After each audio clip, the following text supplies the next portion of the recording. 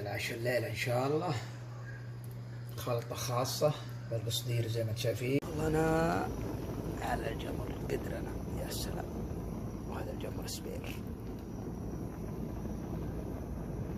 رجعنا على الكشنة اللي ضبطناها يا سلام. طبعا زبدة ضبطنا الزبدة وعلى هذا الشغل الحين هنا عندنا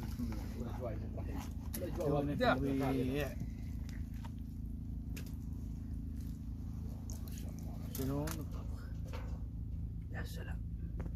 طبعا يا شباب يا حبايبنا هذا الرز الجديد، وهذه بعد اذن الشباب ما مد ايدي قبلهم، ولكن شوفوا يا شباب انتهى الموضوع وبالعافيه. يا سلام يا سلام يا سلام. سلم